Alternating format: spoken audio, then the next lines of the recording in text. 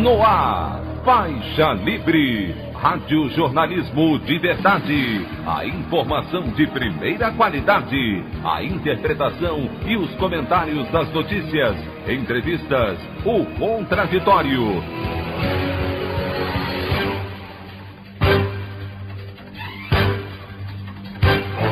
Tudo para aproximar você cada vez mais da realidade do Brasil e do mundo. Apresentação: Anderson Gomes. Deputado federal Daniel Silveira é preso novamente a pedido do Supremo, dessa vez por violar o uso de tornozeleira eletrônica. Servidor do Ministério da Saúde que denunciou o suposto esquema de corrupção na compra de vacinas Covaxin pelo governo federal depõe nesta sexta-feira a CPI da pandemia. Popularidade do presidente Jair Bolsonaro volta a cair, de acordo com pesquisa IPEC, e reprovação do governo chega a 50% dos brasileiros.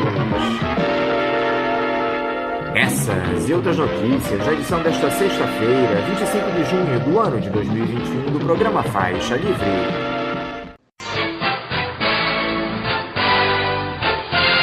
O comentário de Anderson Gomes.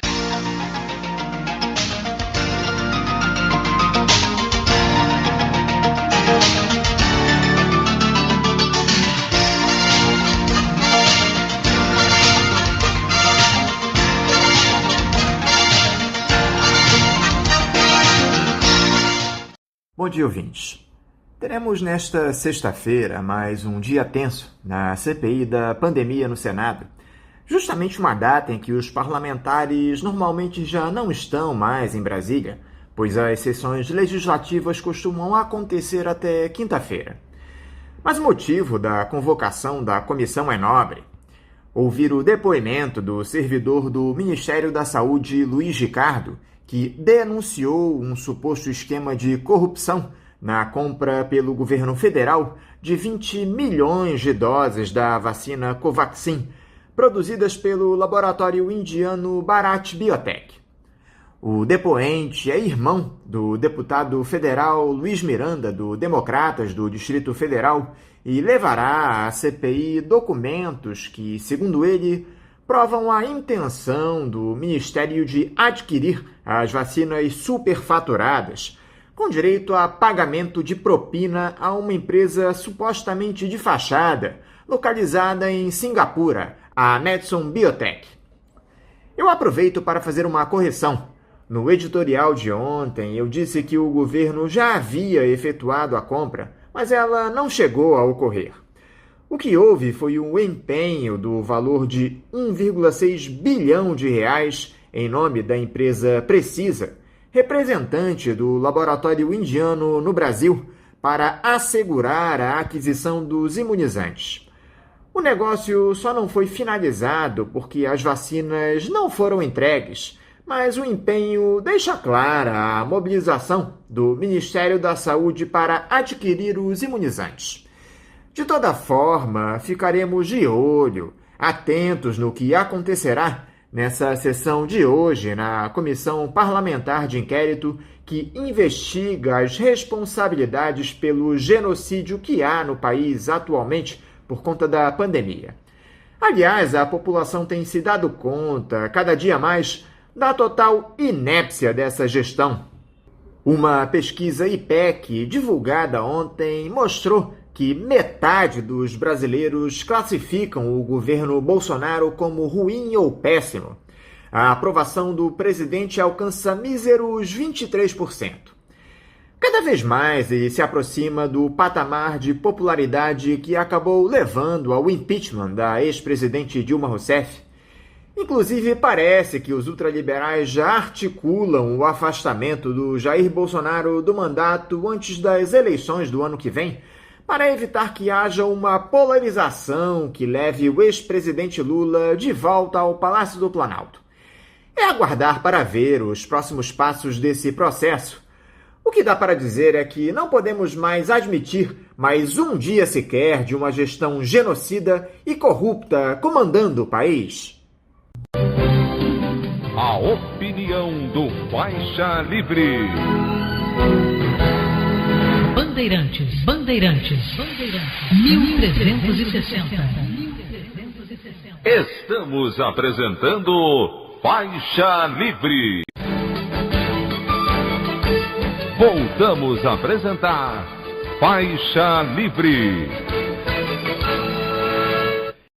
Estamos de volta, ouvintes, com o início da edição de hoje do programa Faixa Livre, que tem na sua produção a jornalista Celeste Sintra, auxiliada pela também jornalista Natália Moraes, tendo no comando do áudio o Francisco. Meu bom dia a todos. E meu bom dia também a você, que pode aqui participar nos enviando mensagens eletrônicas para o endereço ouvinte@programafaixalivre.com.br ou ainda registrando suas participações diretamente nas nossas redes sociais. No Facebook, nossa página é o Programa Faixa Livre. No Twitter e no Instagram, para deixar o seu recado, basta seguir os perfis @PGMFaixaLivre. Lembrando que as participações por telefone estão inviabilizadas, pois durante o período da pandemia do novo coronavírus, nosso programa está sendo gravado no dia anterior à sua veiculação. Pedimos desculpas aos nossos ouvintes que costumam interagir conosco desta forma, mas foi a maneira encontrada pela equipe do Faixa Livre para mantê-los informados sobre o que acontece no país e no mundo com essa nossa visão crítica e, ao mesmo tempo, preservando a saúde dos profissionais que levam o programa ao ar.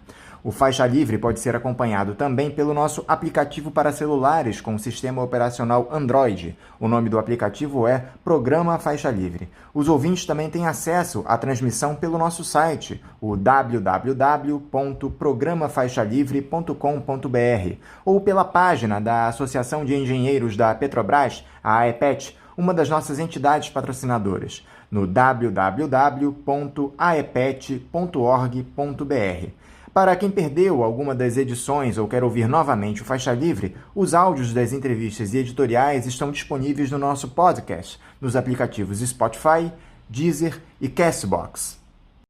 E dando início às nossas entrevistas, eu cumprimento o ex-presidente da União Nacional dos Estudantes, a UNE, e um dos fundadores do Movimento pela Agricultura Ecológica, Jean-Marc Vonderweide. Jean-Marc, bom dia. Bom dia a todos e todas que estão participando desse papo. É um prazer estar aqui com vocês.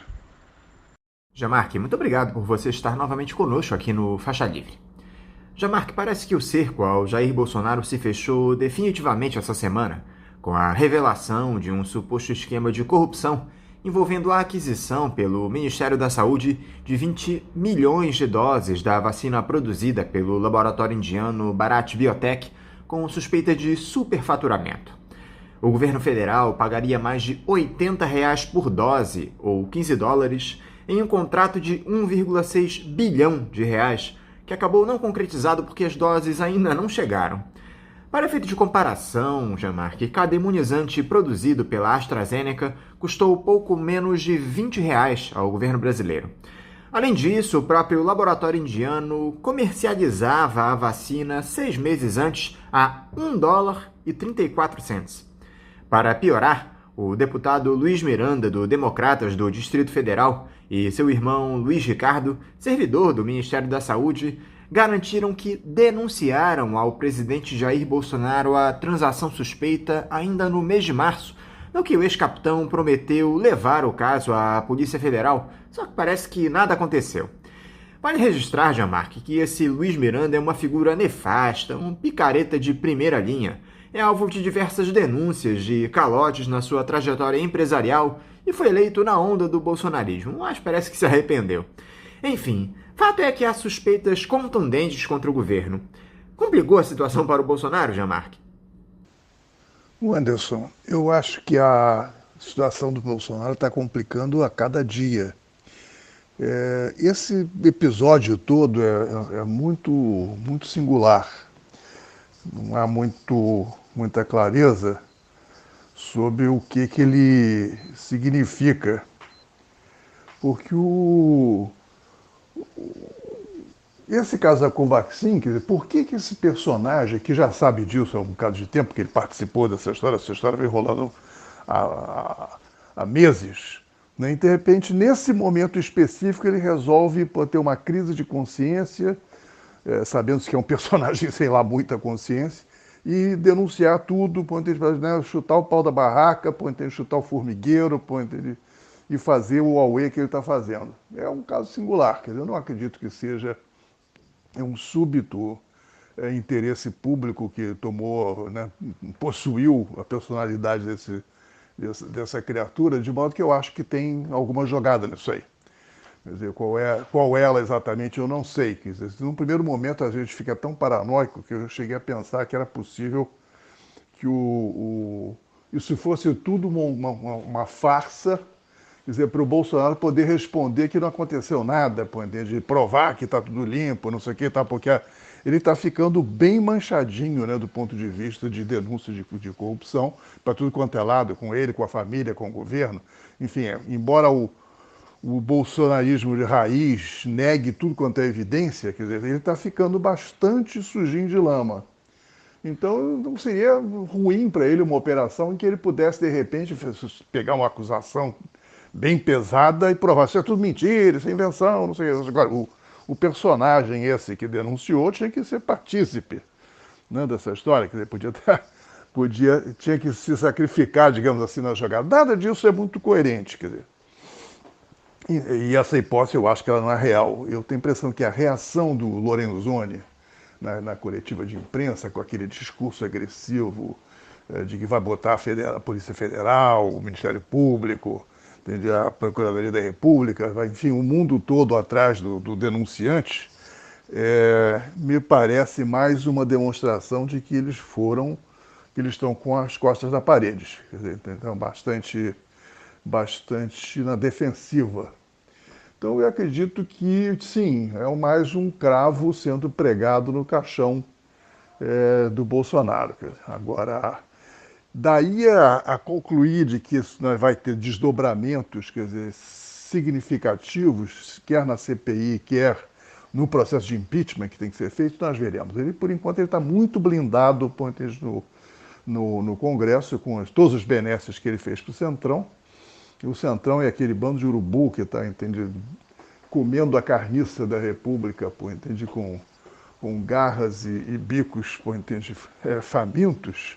Enquanto eles estiverem saciados, o Bolsonaro está mais ou menos tranquilo. Já visto a entrevista que deu o presidente da Câmara anteontem, onde diz com todas as letras. Né? Praticamente ele passa o recado, enquanto estiver rolando cargo, e projetos para os deputados nas suas bases eleitorais, está tudo bem. O último mito em relação ao governo, Jean-Marc, sem qualquer tipo de trocadilho com o apelido dado ao ex-capitão pelos seus apoiadores, vai caindo por terra. Como é que fica agora essa militância bolsonarista que vivia enchendo a boca para dizer que essa gestão até poderia ser incompetente, mas não era corrupta?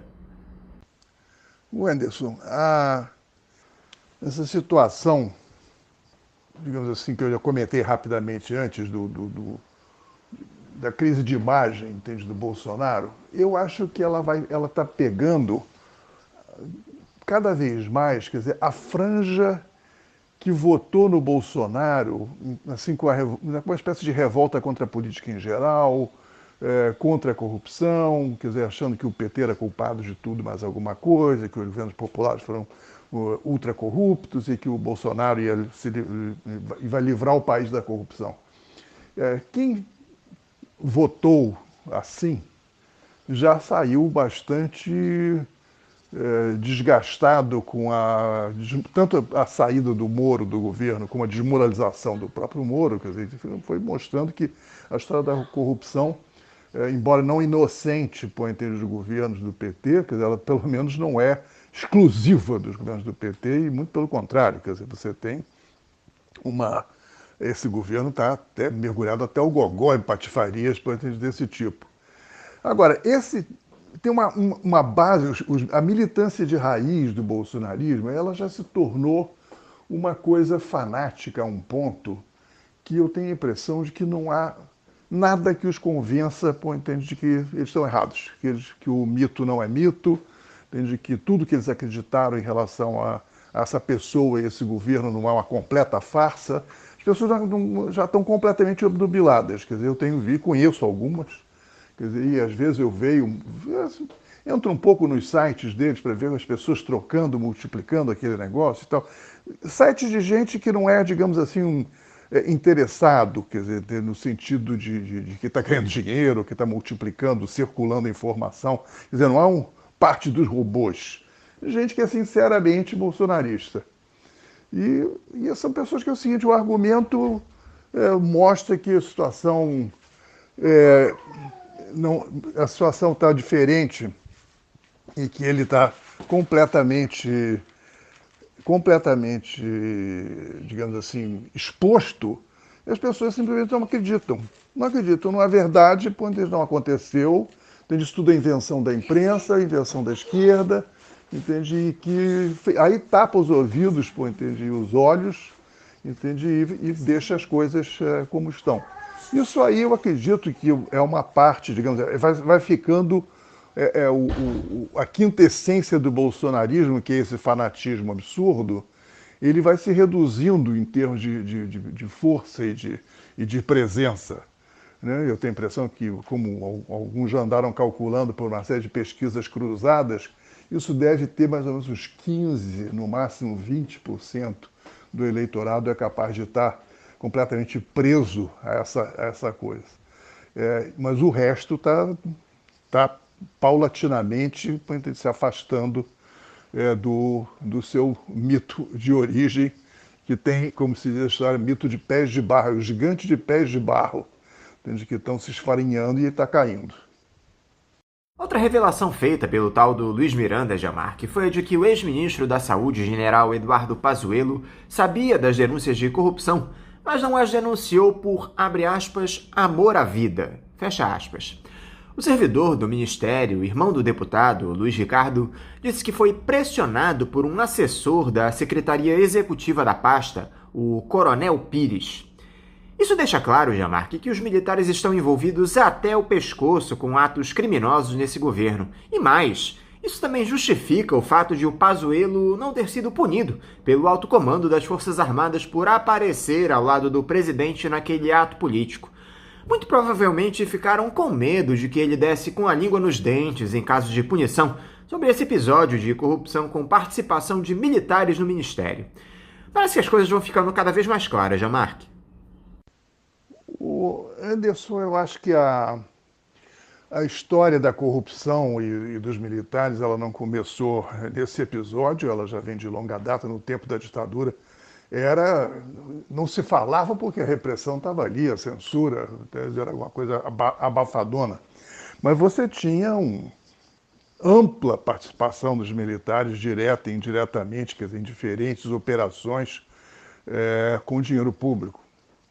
Isso era uma coisa bem generalizada.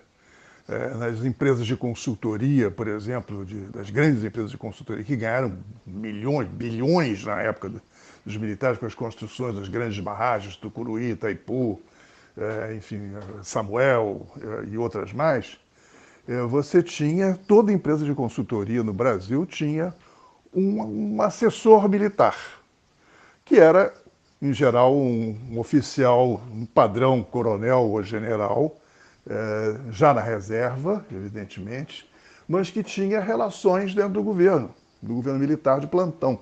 Então eram figuras que estavam ali para ajudar os empresários a fazer bons contratos, a chegar nas posições certas, a distribuir o dinheiro da forma mais digamos assim, eficiente, entende, para garantir os seus contratos.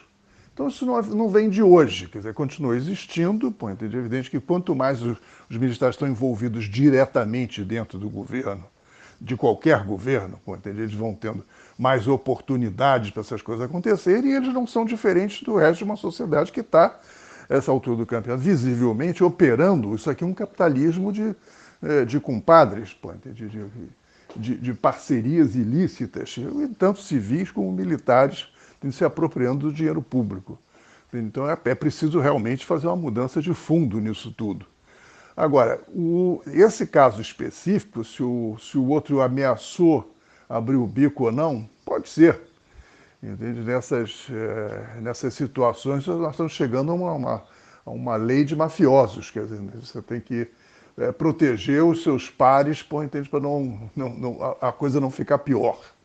Então, acho que é real e é possível, entende, que nós tivéssemos digamos assim, uma intimidação do Pazuello em relação aos generais que o julgaram e que acharam que ele não tinha feito nada demais, da forma mais escandalosa possível. Há outras explicações para esse comportamento desses generais que absolveram o Pazuello, que são mais no plano, digamos, da dificuldade deles enfrentarem os abusos do próprio Bolsonaro em relação à hierarquia militar. Quer dizer, isso seria uma outra explicação. Eu te confesso, Jean-Marc, que estou muito curioso para saber o que o general Eduardo Vilas Boas, ex-comandante do Exército, aquele que ameaçou o Supremo caso os ministros aceitassem um pedido de habeas corpus do ex-presidente Lula, ou corrupto, às vésperas da eleição de 2018, tem a dizer a respeito desse suposto caso de corrupção com o envolvimento de militares. Olha, eu não acredito que o general Vilas Boas seja um anjo de candura, entende, que não tenha tido informação ao longo de toda a sua vida, por conta da participação de uns e de outros das Forças Armadas em negócios, digamos assim, pouco claros com o chamado dinheiro da viúva, ou seja, com dinheiro, com erário público.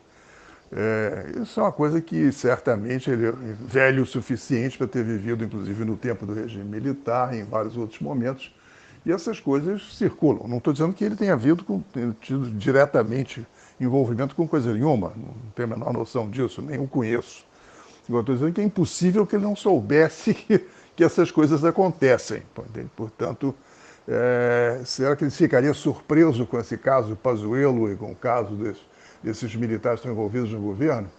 Eu não sei. Eu tenho a impressão que eu não sei se ele tinha claro, entende, quando ele fez a operação toda de patrocinar a candidatura a Bolsonaro e como uma forma dos militares voltarem a intervir no governo,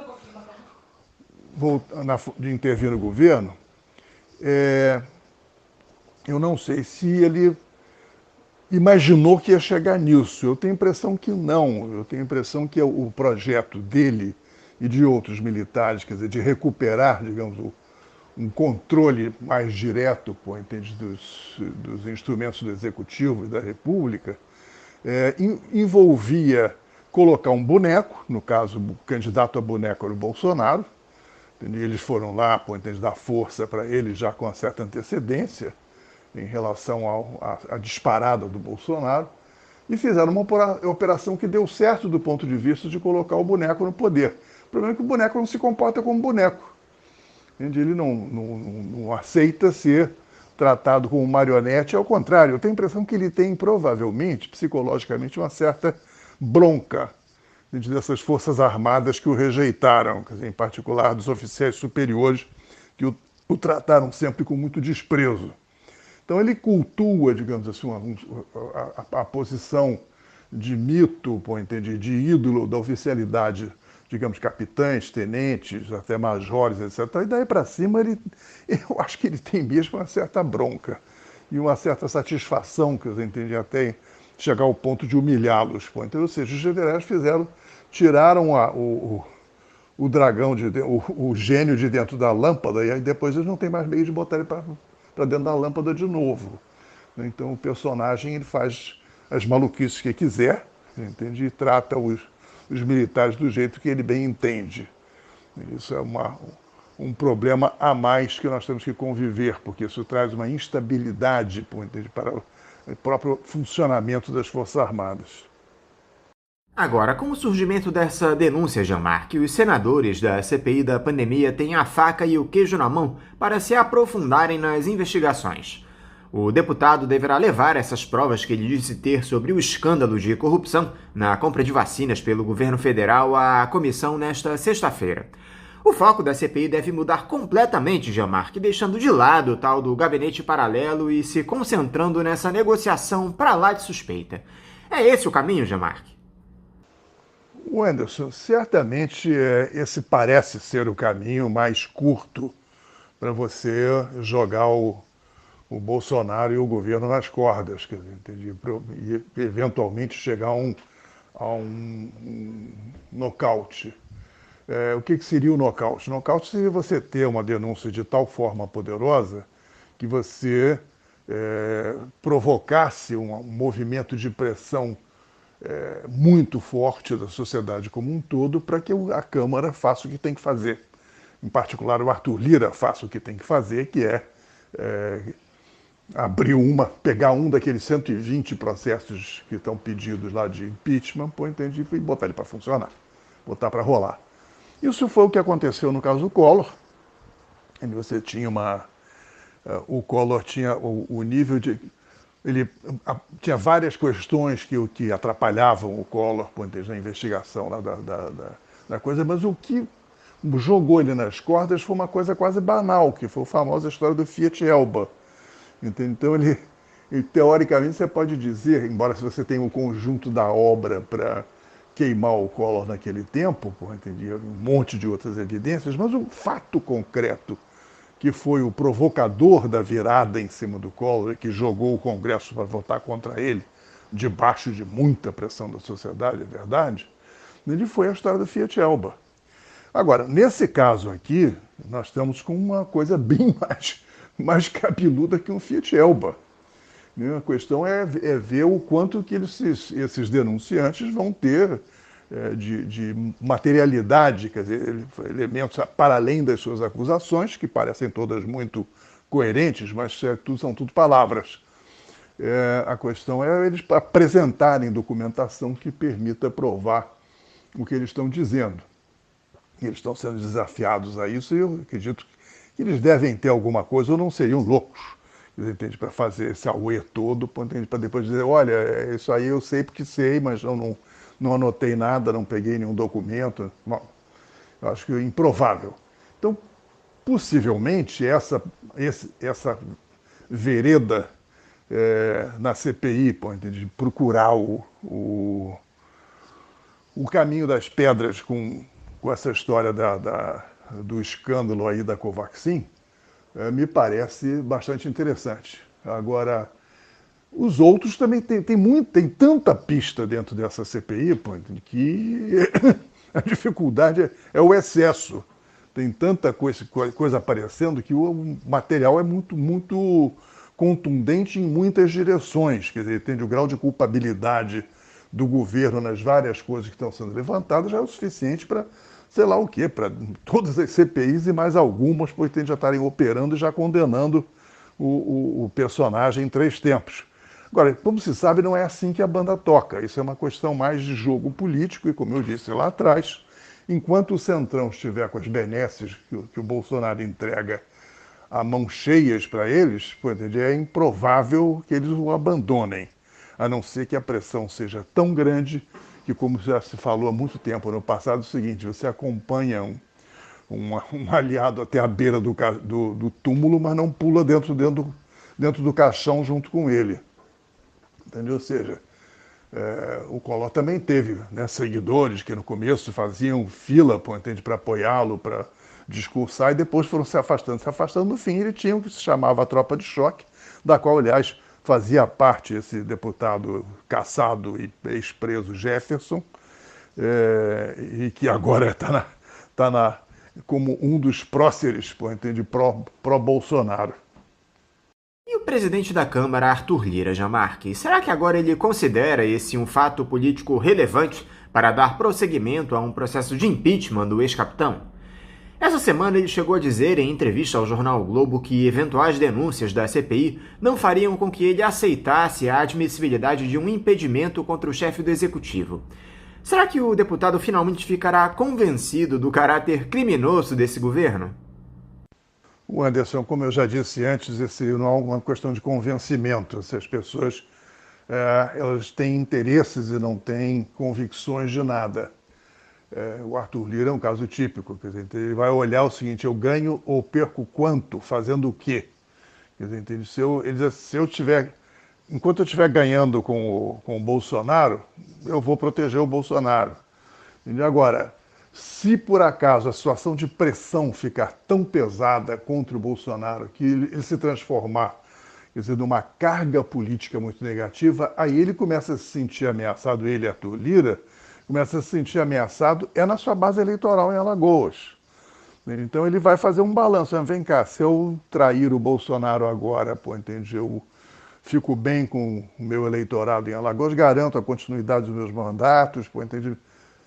Essa é a maneira de pensar desses personagens. Eu acho que, por enquanto, eu acredito que mesmo que coisas muito cabeludas apareçam na CPI, enquanto isso não tiver uma repercussão muito forte na sociedade, com manifestações de todo tipo, sejam elas manifestações de rua ou manifestações por abaixo-assinados, ou, enfim, por associações de todo tipo, se manifestando sobre esse tipo de situação, de corrupção, do governo, de malfeitos, etc., etc., o Arthur Lira não vai nem piscar. Entende? Ele vai se preocupar quando essas manifestações forem muito grandes.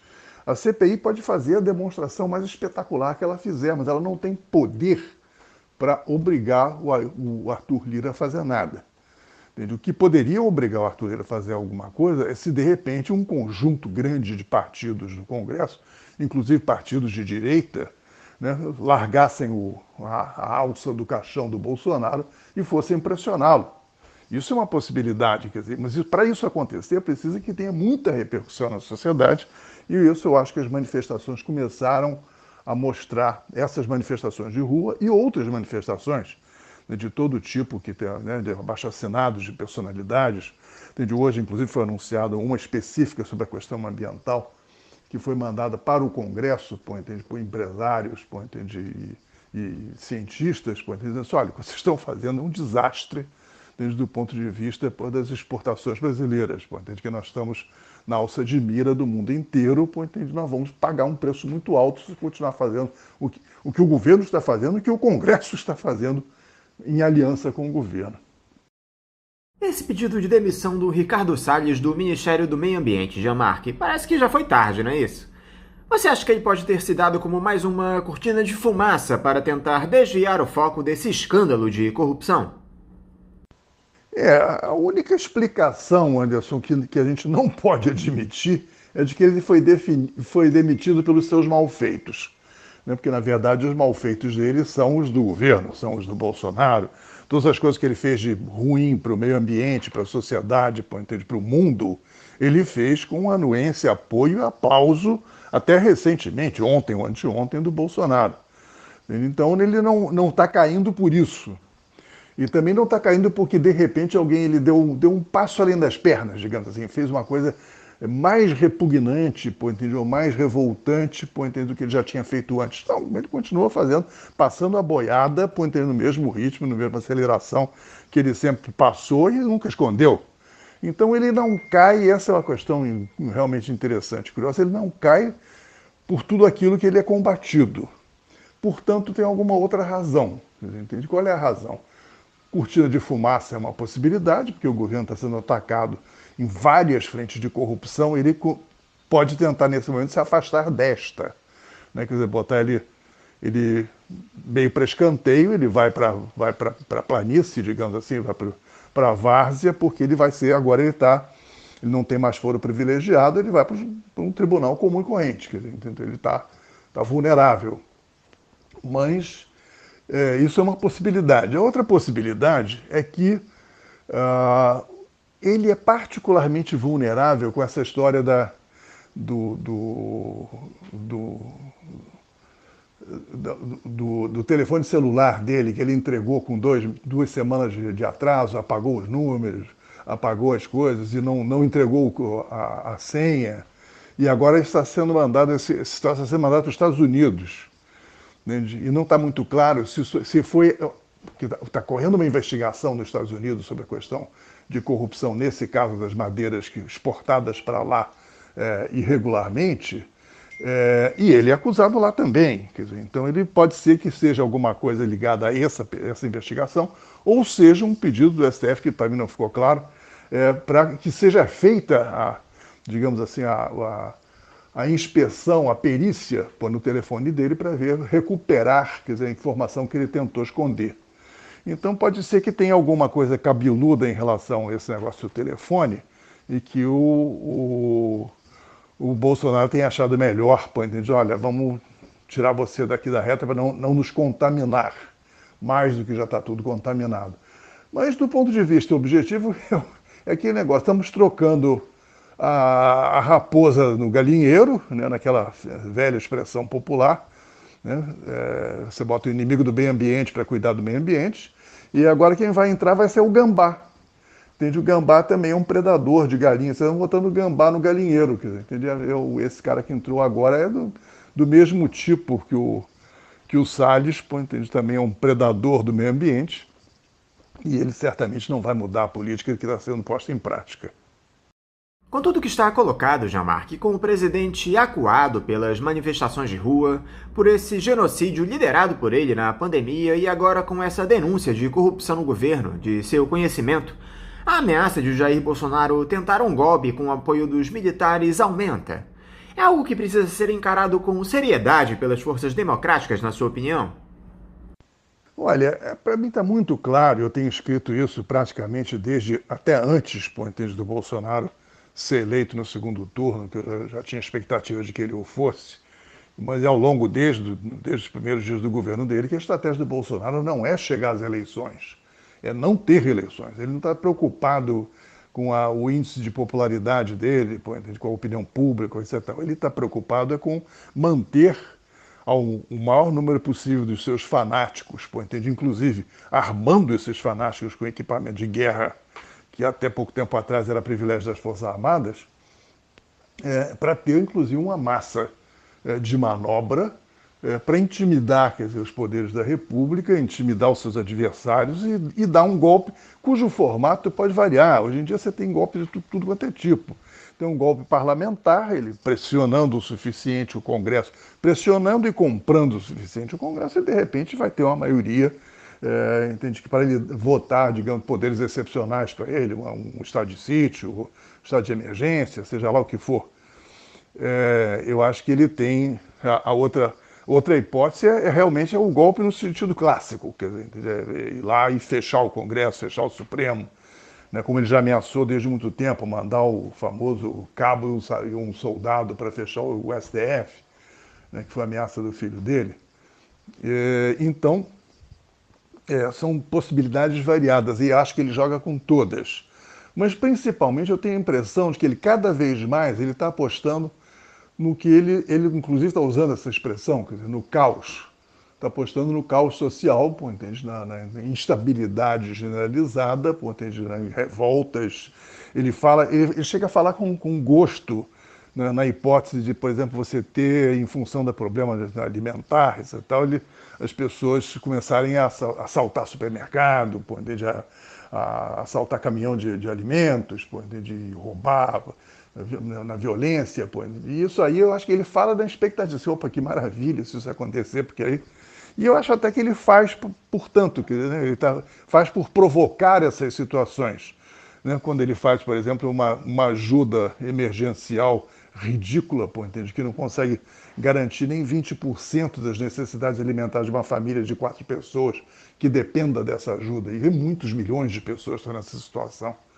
Então, ele, de fato, eu acredito que ele provoca sistematicamente situações, digamos, de calamidade, tanto na questão da gestão da Covid, como na questão alimentar, na questão de emprego, porque ele quer ver o circo pegar fogo, porque o circo pegando fogo é a possibilidade dele se apresentar assim, olha, eu vou botar ordem na casa, entendeu? Eu vou botar, acabar com essa instabilidade, com essa violência, e aí, aplica a violência do Estado, né, das Forças Armadas e das polícias, que ele está controlando cada vez mais, para garantir, na verdade, o seu poder. Quer dizer, não é a estabilidade de nada, é a pacificação da morte, quer dizer, da opressão total. E que tipo de medida caberia, neste momento, Jean-Marc, à oposição na tentativa de barrar o avanço da retórica autoritária do ex-capitão? Olha, eu acho que, para começar, a gente tem que se lembrar de que nós temos muitas oposições né? Nós temos oposições por ângulos muito diferentes. Quer dizer, você tem até uma oposição de bolsonaristas, quer dizer, que é gente que votou no Bolsonaro, que defendeu o Bolsonaro, que até recentemente eram, né, estavam aí aplaudindo o mito, que de repente hoje em dia são anti-bolsonaristas, desde alguns generais até o Moro, até alguns civis que ele foi largando pelo caminho. Ou seja, até a esquerda, a extrema esquerda, enfim, com todas as gamas possíveis de opinião entre os dois, né? Entre a direita e até a extrema direita e a extrema esquerda. Então você tem muita gente contra o Bolsonaro. Então o que essas muitas gentes podem fazer? Eu diria que até agora elas vêm fazendo as suas formas diferentes de oposição, muito limitadas pela questão da Covid, né, que impede a possibilidade de você fazer atos públicos na rua. Até pouco tempo atrás as pessoas achavam que o risco era muito alto. Atualmente não é que o risco esteja menor, mas acho que está dando a urgência de tirar o Bolsonaro, está fazendo as pessoas considerarem que o risco da Covid é menos grave do que o risco do Bolsonaro continuar. Até porque eu acredito que a gente não vai conseguir dar conta de dominar a pandemia da Covid com o Bolsonaro no governo. Então, quer dizer, se arriscar a contaminação nas ruas, uma coisa que eu já estou fazendo há algum tempo, na verdade é uma aposta contra um risco maior, que é o risco do vírus Bolsonaro. Agora, então as várias forças estão fazendo as suas manifestações, já saíram um bom número de manifestos interessantes, envolvendo gente do empresariado, de artistas, de intelectuais, de cientistas, de estudantes, de associações de produtores, enfim, é uma coisa muito variada se manifestando, inclusive em alguns lugares, pegando até bastiões do bolsonarismo, né? Tipo associações de produtores rurais, em alguns casos. Quer dizer, esses aí são ultradefensores, esses vão ser enquanto categoria social, categoria de empresário, provavelmente vão ser os que até quase o final estarão à beira do túmulo carregando o caixão. Porque eles estão ganhando muito, entende, com esse regime. No entanto, os mais inteligentes entre eles já estão vendo a possibilidade das exportações de produtos agrícolas brasileiros começarem a ser brecadas no mundo afora por causa da péssima imagem e a péssima política ambiental, para não falar das outras coisas, do Bolsonaro. Agora, o que fazer? Eu acho que a iniciativa de ir às ruas, né, que uma parte da esquerda começou, uma boa parte da esquerda tomou na manifestação do dia 29 e agora do dia 19, ela é fundamental e ela tem que ser ampliada. Agora, tem que lembrar que quem foi à rua nesse negócio foi mais o setor mais à esquerda, né, que faz a convocatória, né, e você vê pelo público que lá estava, quer dizer, fundamentalmente um público mais militante. Eu acho que é uma grande recuperação em relação às derrotas anteriores, em que foi deixando muito fragilizada essa militância. Nesse momento ela está retomando com um pico de bravura, entendi, assim, de mobilização significativo. Agora, não é suficiente. A gente tem que ter, eu não vi praticamente naquela manifestação, agora essa última, bandeiras do PDT ou do PSB, e mesmo do PT não tinha muitas.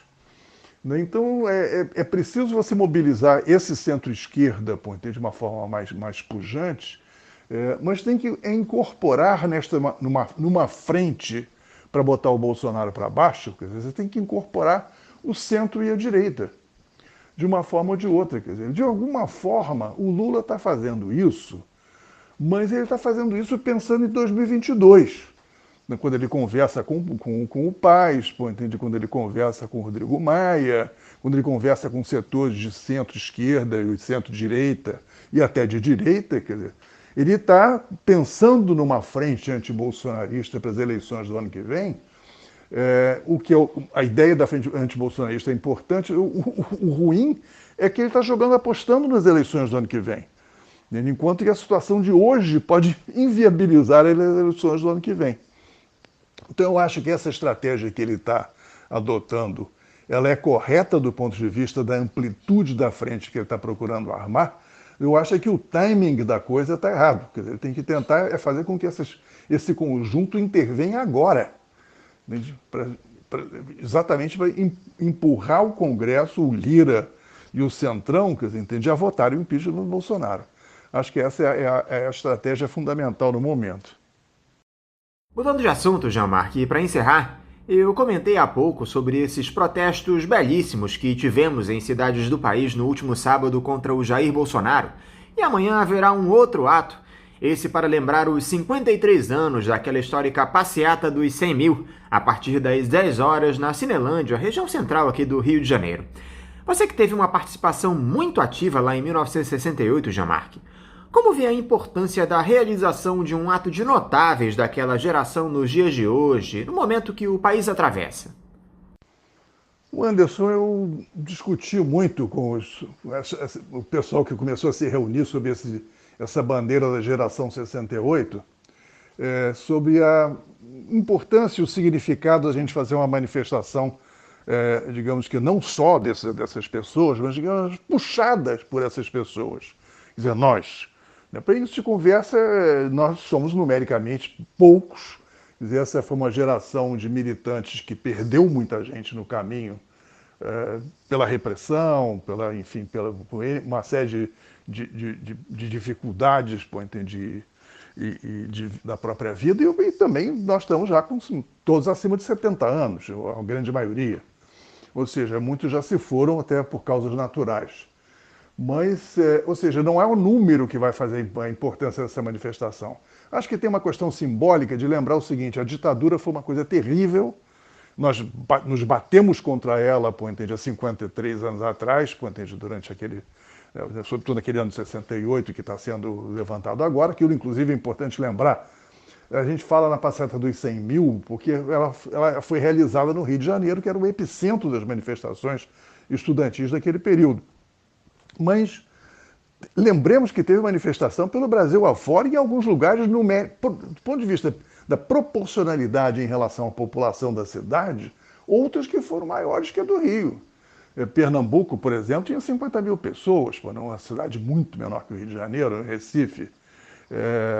Fortaleza teve 60 mil pessoas, provavelmente tenha sido proporcionalmente a maior manifestação da época. Ou seja, nós fomos mais de 500 mil naquela manifestação, naquele dia de manifestações. Então isso dá uma dimensão bem mais forte para o nosso movimento. A segunda coisa é o seguinte: aquilo não foi uma manifestação estudantil. Ela foi convocada pelos estudantes, porque estavam à frente de uma mobilização que vinha sendo reprimida, mas não tinha 500 mil estudantes no Brasil, universitários. Naquela época você tinha, inclusive, muito menos, você tinha 250 mil universitários no país inteiro. Hoje em dia são 5 ou 6 milhões, quer dizer, então era uma grande diferença.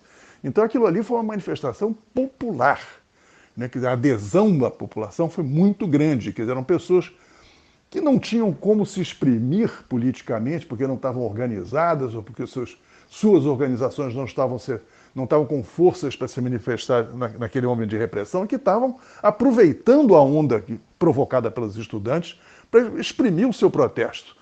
Então, naquele tempo, se gritava abaixo a ditadura e se gritava: o povo na rua derruba a ditadura. Definindo, quer dizer, o que nós queríamos, derrubar a ditadura, e como nós queríamos, era o povo na rua que ia derrubar. Bom, nós tivemos um acirramento da repressão de uma tal violência que foi preciso que durante 10 anos essas coisas foram abafadas e elas retomam em 77, 78, 79, com um vigor maior, muito mais amplo, inclusive com muito mais presença dos setores operários e camponeses, e que levou finalmente, à abertura democrática arrancada quase que a fórceps dos generais que dominavam o país naquele momento. Então, acho que o que é importante nessa manifestação da gente nesse momento é o seu simbolismo, quer dizer, olha, aquilo era um terror e nós não queremos que esse terror volte, que estamos aqui para dar um testemunho. Mas tem uma segunda coisa que eu acho que é importante, é que é o seguinte: é que esse grupo de 68, essa geração 68, com o tempo, ela já era uma geração diversa em 68, do ponto de vista que você tinha correntes de esquerdas mais variadas. Mas de lá para cá, quer dizer, não só mais correntes de esquerda, esse conjunto de militantes, ele hoje abarca um leque digamos, de pensamentos políticos e de identidades políticas quase tão variado como a sociedade brasileira como um todo. Eu diria que nós temos muito poucos exemplos da geração 68 de personagens que tornaram-se bolsonaristas. Acho que o Osmar Terra é o único conhecido. Ele foi militante daquele tempo e hoje em dia está onde está, entende? Como assim, um aguerrido bolsonarista. Mas, evidentemente, ele não participa desse tipo de manifestação, porque o que unifica essa manifestação hoje em dia é o fora Bolsonaro. Impeachment já, impeachment agora. Né? Então, mas aí tem de tudo. Tem gente que é do PSDB, do PSB, do PDT, do PT, do PSOL, do PSTU, da Unidade Popular. Enfim, você tem uma gama. E tem um monte de gente que é independente. Né? Quer dizer, que não é de partido nenhum, quer dizer, que simplesmente tem uma posição, digamos, progressista, de graus muito variados de radicalidade. Então, acho que o interessante é isso, que a gente está querendo também mostrar isso aí, quer dizer, que a importância de você criar um convívio de opiniões muito diferentes quando você tem um objetivo dramaticamente radical nesse momento, que é um objetivo que eu chamaria de salvação nacional, que é tirar o Bolsonaro do governo o mais rapidamente possível. Jean-Marc Vanderveide, mais uma vez eu gostaria de te agradecer por você estar aqui dialogando conosco no Faixa Livre. Eu quero te desejar um ótimo fim de semana e também deixar aqui o meu abraço. Obrigado, Anderson. Obrigado a todos vocês que aguentaram essa conversa até agora. Eu também desejo um bom fim de semana e aproveito para convidar a qualquer uma ou um de vocês a vir amanhã às 10 horas por na Cinelândia a nos encontrarmos, porque é uma manifestação de que os mais velhos, digamos, da geração 68 estão convidando, mas todas as gerações estão convidadas. Basta ser anti-Bolsonaro. Espero vocês lá e um bom fim de semana. Conversamos aqui com o ex-presidente da União Nacional dos Estudantes, a UNE, e um dos fundadores do Movimento pela Agricultura Ecológica, Jean-Marc Vanderveide. Vamos agora ao nosso primeiro intervalo. Voltaremos já já. Voltamos a apresentar Faixa Livre. Já estamos de volta, ouvintes, e agora eu saúdo o advogado trabalhista e presidente da Comissão de Justiça do Trabalho da Ordem dos Advogados do Brasil, do Rio de Janeiro, a OAB-RJ, Sérgio Batalha. Sérgio Batalha, bom dia. Bom dia, Anderson. É um prazer estar aqui de novo para conversar com você e com os ouvintes. Sérgio, muito obrigado por você mais uma vez se dispor a conversar conosco aqui no Faixa Livre. Sérgio, dentre as muitas facetas nefastas desse governo, uma está localizada na Fundação Palmares, que foi criada logo após a Constituição de 1988 para preservar e promover a memória do povo negro no Brasil. Só que o atual presidente da instituição, o seu xará, o senhor Sérgio Camargo, tem liderado um verdadeiro desmonte no órgão, com atitudes eivadas de todo tipo de preconceito.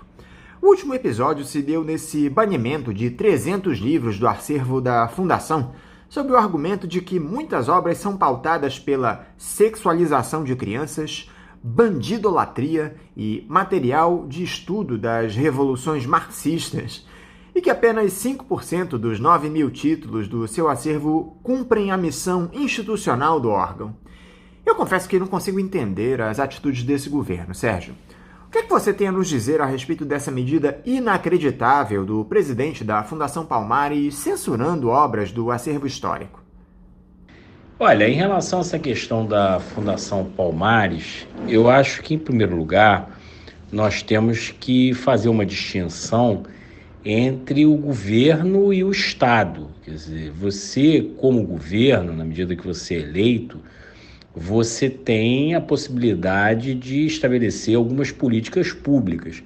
Agora, você tem que respeitar as instituições do Estado. Quer dizer, você não pode tratar o Estado como se fosse uma coisa sua.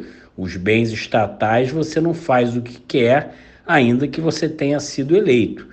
É o que está acontecendo com a Fundação Palmares. Ela tem um objetivo, né, como você destacou, da preservação da memória, né, do povo negro, né, da etnia negra no Brasil.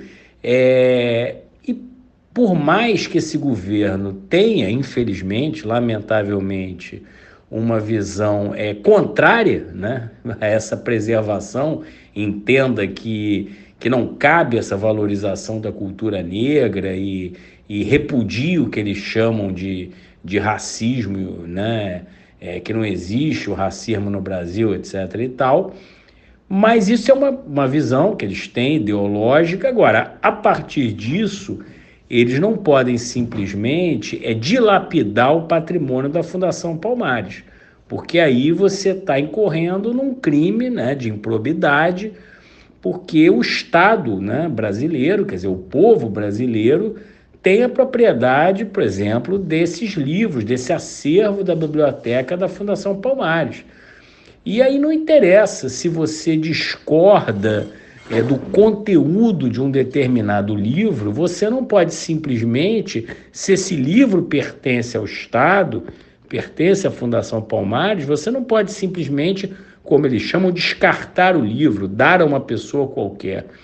Isso, na verdade, é uma improbidade administrativa, passível de punição administrativa, civil e até criminal. Você está dilapidando, né, intencionalmente, de forma dolosa, um patrimônio público. Né? E aí não interessa a sua opinião ideológica sobre determinado livro, até porque, Anderson, isso é uma outra faceta da ignorância, da intransigência desse governo. Numa biblioteca, vai ter necessariamente haverá obras de várias tendências ideológicas. E a pessoa pesquisa e lê o que ela entende como válido. Então, se eles acham, por exemplo, que os livros de tendência marxista ou envolvendo alguma coisa de sexo não deveriam estar na biblioteca, eles não compram esses livros né, durante o governo deles. Agora, eles não podem simplesmente jogar fora os livros que estão lá e com os quais eles não concordam. Isso aí já extrapola o limite do governo, do que um governo pode fazer, ainda que um governo de extrema-direita, o que um governo pode fazer legalmente. Você já envereda pela seara do crime, da improbidade administrativa. Agora, a Associação de Juízes para a Democracia ajuizou uma ação popular para impugnar essa intenção do Sérgio Nogueira em se desfazer das obras. Que tipo de argumentos podem ser utilizados em um processo desse tipo para evitar a concretização dessa verdadeira barbárie, Sérgio? Essa ação contra esse verdadeiro absurdo era uma ação previsível e talvez sejam ajuizadas até mais de uma ação, né? Porque esse ato é, de fato, uma barbárie que não pode prevalecer. Você jogar livros fora já é, por si, um ato criminoso. Né? O que eu me lembro de quem fazia fogueira com livro eram os nazistas, né? Antes da Segunda Guerra Mundial, os fascistas na Itália. Né? Embora irrite essa comparação, né? Os bolsonaristas não gostam de ser comparados aos nazistas, aos fascistas, mas quem queimou livro, notoriamente, foram os nazistas, né? Eu não me lembro de outros governos que ficassem queimando livro em praça pública, né? E os argumentos de uma ação dessa são até muito simples.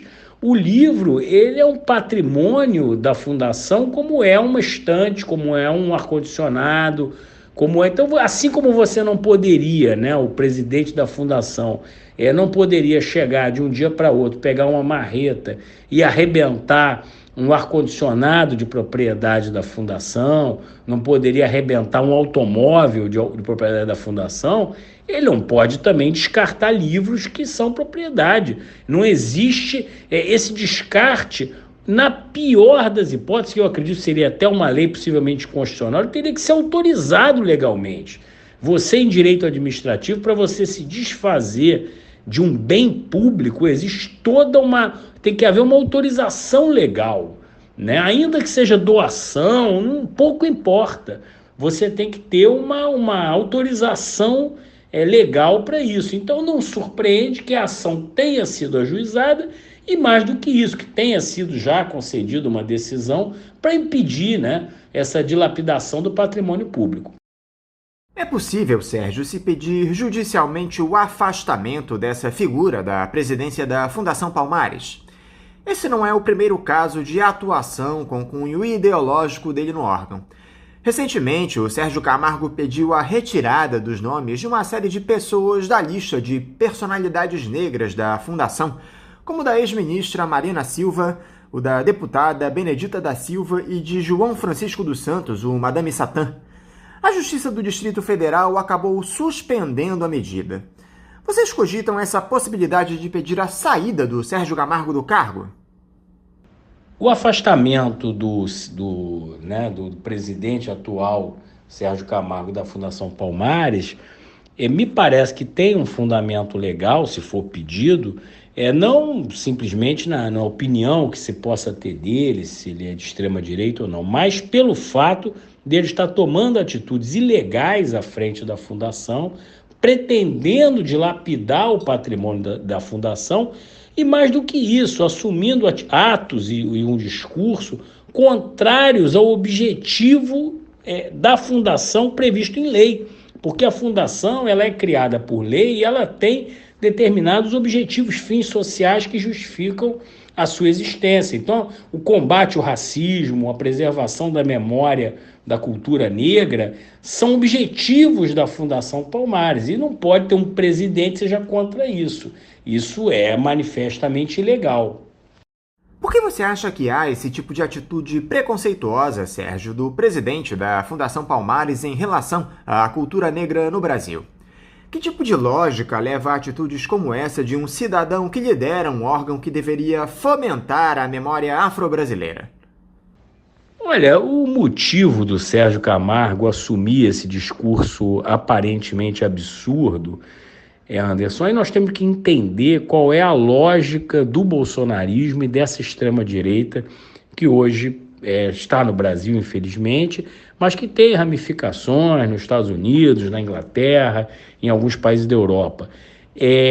Eles pretendem manter, criar uma polarização ideológica em relação a todos os temas, inclusive aqueles temas aparentemente consensuais na sociedade.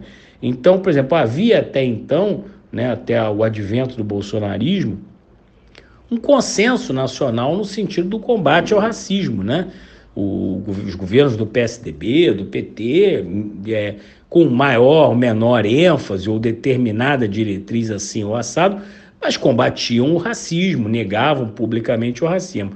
E a extrema-direita, essa vertente da extrema-direita, ela tem é uma forma dela de fazer política. Ela procura ideologizar todos os temas, e criar na população uma contraposição, em que uma série de problemas reais das pessoas são atribuídos a questões ideológicas aparentemente absurdas, mas que aí se cria todo um discurso para justificar. Então você começa a dizer que um dos problemas do Brasil é o racismo reverso, é o coitadismo do negro e outras maluquices assim. E por aí você vai em relação também aos direitos da mulher, a proteção à vida, à saúde da mulher, que também estão sendo questionados, estão sendo contrariados pelo bolsonarismo. A questão também da proteção também da comunidade LGBT, tudo isso está sendo ideologizado, Então isso, na verdade, é uma política intencional, não é por acaso que o Sérgio Camargo foi colocado na Fundação Palmares. Mudando de assunto, Sérgio, a tramitação da reforma administrativa segue a todo vapor lá no Congresso. E uma das mudanças nas regras do funcionalismo pode elevar a até 1 milhão os cargos de livre nomeação no serviço público, inclusive para pessoas sem concurso. Serão ao menos mais 207.300 vagas para cargos que hoje são ocupados exclusivamente por servidores. Essa informação está em uma nota técnica elaborada pela Consultoria de Orçamentos, Fiscalização e Controle do Senado. É um verdadeiro desmonte, Sérgio. Que tipo de efeito uma medida como essa, permitindo mais nomeações políticas em cargos públicos, pode provocar ao país? Olha, o conceito de reforma administrativa desse governo na verdade, a destruição do serviço público, Aliás, esse governo mal disfarça essa intenção. O Paulo Guedes, em vários momentos, para Bolsonaro, e outras figuras do governo têm se colocado sistematicamente contra o serviço público, né? Na visão deles, público só pode ter o Exército, né? Os fiscais e mais uma meia dúzia de carreiras. A visão deles é de um Estado super mínimo, né? Então, daí a extinção de uma série de carreiras, de cargos, e você coloca aí os cargos de livre nomeação, que esse governo, nesse ponto, é até cínico, né? Porque eles querem, na verdade, aquilo que eles acusavam os governos anteriores de fazer. Eles querem aparelhar ideologicamente o Estado e poder nomear livremente pessoas não concursadas para os cargos que eles entenderem para fazer a política que der na cabeça deles. Isso aí é a destruição, é a contramão do que existe, por exemplo, no primeiro mundo, na Europa, onde você tem um serviço público que serve à população independentemente do governo. Aqui não, quer-se criar um serviço público mínimo e ainda assim todo atrelado ao governo, quer dizer, ao governo da ocasião, né? O que é um absurdo, né? É a contramão de tudo que se prega em direito administrativo. Pelos debates que você tem visto a respeito da reforma, Sérgio, há algo de bom sendo proposto? É possível aproveitar alguma coisa do texto em construção no Congresso? Olha, sinceramente, eu não espero, sem querer ser muito pessimista, mas eu não espero nada de bom dessa reforma. Acho que dificilmente alguma coisa positiva poderá passar, principalmente porque o sentido geral da reforma é a destruição do serviço público. Então, ainda que se possa questionar, em alguns casos, a possibilidade de flexibilizar algumas regras de dispensa de funcionário público, mas isso aí você teria que fazer toda uma reflexão dentro de um bojo de uma reforma que aproximasse o serviço público da população, das necessidades do Estado, da população, e não o contrário. Hoje o que se pensa é simplesmente na ideia de destruir o serviço público como uma forma de economizar dinheiro, porque esse é o discurso do Paulo Guedes. Olha, o Estado é muito grande, vamos destruir o Estado, porque aí você vai gastar menos dinheiro dos seus impostos com o Estado. Esse é o discurso deles, né, que é um discurso muito bom para quem não precisa do Estado, né? Para quem é milionário, para quem é banqueiro, para quem é um grande empresário, que realmente só precisa do Estado para ter polícia, né? Para impedir que as suas coisas sejam roubadas. Então é basicamente essa a ideia da reforma. É uma reforma para atender aos ricos, né? E fazer com que eles paguem menos impostos, economizem o seu dinheiro e deixem os pobres à própria sorte. Ainda que não seja a sua área de atuação específica, Sérgio, eu gostaria de te questionar a respeito de alguns outros temas relativos à justiça. Primeiro, esse suposto escândalo de corrupção no Ministério da Saúde envolvendo a compra das vacinas Covaxin com suspeita de superfaturamento, em um processo que envolveria pagamento adiantado a uma empresa laranja com sede em Singapura. Me parecem gravíssimas essas denúncias feitas pelo deputado Luiz Miranda e pelo seu irmão, servidor do Ministério da Saúde, Luiz Ricardo, que teve acesso aos documentos. Como esse episódio deve ser analisado, Sérgio? A denúncia da aquisição da vacina Covaxin, ela é gravíssima porque ela destoa, né, revela um lado oculto do governo e que imediatamente você associa a corrupção, porque o governo tinha uma atitude notoriamente pública, né, extremamente reticente à aquisição de qualquer vacina e um discurso público. Não, vacina, só vou comprar vacina autorizada, né, pela Anvisa, etc. e tal, e com muita reticência, sempre após muita pressão que vinha qualquer contrato, né? Na verdade, o governo só começou a comprar vacina quando o governador de São Paulo lançou, né, começou a vacinar com a Coronavac. Aí o governo começou, por uma questão puramente política, eleitoral, começou a adquirir algumas vacinas. E em relação a todas as fábricas, todos os fabricantes, a conduta foi sempre a mesma, uma coisa meio desinteressada, meio lenta. Olha, quando a Anvisa aprovar, estranhamente, só no caso desse laboratório indiano, é que o governo aí sim se mobiliza, fica proativo e, ao contrário, começa a pressionar a burocracia do Ministério da Saúde a aprovar, a comprar uma vacina sem aprovação da Anvisa, o que é estranhíssimo. Não tem lógica nenhuma dentro do governo, a não ser uma lógica da corrupção. E para piorar a situação, o laboratório é notoriamente ligado ao líder do governo, ao Ricardo Barros, né, que tem uma ligação com uma empresa que que é sócia do laboratório que produz a Covaxin. Então, assim, essa ligação, quer dizer, você ter o líder do governo, né, quando o ministro da Saúde favoreceu essa empresa e agora ele vira líder do governo, e aí essa empresa ganha uma prioridade absoluta para vender vacinas no Brasil. E aí vem o pior, vender vacinas a um custo ao que se apurou muito superior, né, de qualquer outra vacina, começa a se suspeitar, óbvio, a conclusão é de que houve corrupção, de que iria haver corrupção na compra das vacinas. É uma conclusão praticamente inafastável, porque não há lógica nenhuma, e para piorar, né, o servidor lá, irmão até de um deputado, afirmou, né, que avisou ao presidente, que mandou mensagens dizendo que estava havendo uma compra irregular, que havia indícios de corrupção nessa compra. E nada é feito. Agora é o contrário, ameaçam esse servidor. Então essa história toda, de fato, tem todos os contornos de um grande escândalo de corrupção.